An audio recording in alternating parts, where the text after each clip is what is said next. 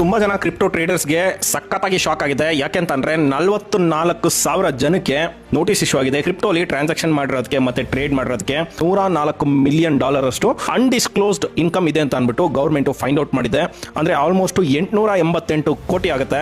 ಈ data government ಯಾವ ತರ ಸಿಕ್ಕಿದೆ ಅಂತಂದ್ರೆ ಬ್ರೋಕರ್ ಮುಖಾಂತರ, ಮೇನ್ ಆಗಿ ಬೈನಾನ್ಸ್ ಮುಖಾಂತರ ನೀವೇನಾದ್ರು ಬೈ ಅಂಡ್ ಸೆಲ್ ಮಾಡಿದಾಗ ಅದು ನಿಮ್ಮ ಟ್ರಾನ್ಸಾಕ್ಷನ್ ಮೇಲೆ 1% TDS ನ ಕಟ್ ಮಾಡುತ್ತೆ. ಸೊ ಈ ಒಂದು 1% TDS ಕಟ್ ಮಾಡಿರೋದನ್ನ ರಿಪೋರ್ಟ್ ಮಾಡುತ್ತೆ ಗೌರ್ಮೆಂಟ್ಗೆ. ಅದು AI ಮುಖಾಂತರ ಕಂಪ್ಲೀಟ್ ಆಡಿಟ್ ಮಾಡಿ ನೀವು ಟ್ಯಾಕ್ಸ್ ಫೈಲ್ ಮಾಡುವಂತಹ ಟೈಮಲ್ಲಿ ಇನ್ ಕೇಸ್ ಏನಾದ್ರು VDA ಅಂತ ಒಂದು ಆಪ್ಷನ್ ಬರುತ್ತೆ, ನೀವು ಅಥವಾ ನಿಮ್ಮ ಆಡಿಟರ್ ಸಬ್ಮಿಟ್ ಮಾಡಿಲ್ಲ ಅಂತ ಹೇಳಿದ್ರೆ ಅನ್ಡಿಸ್ಕ್ಲೋಸ್ಡ್ ಇನ್ಕಮ್ ಅಂತ ಅಂದ್ಬಿಟ್ಟು ಪ್ರೂವ್ ಆಗುತ್ತೆ. ಮತ್ತೆ ನಿಮಗೆ ನೋಟಿಸ್ಗಳು ಇಶ್ಯೂ ಆಗುತ್ತೆ.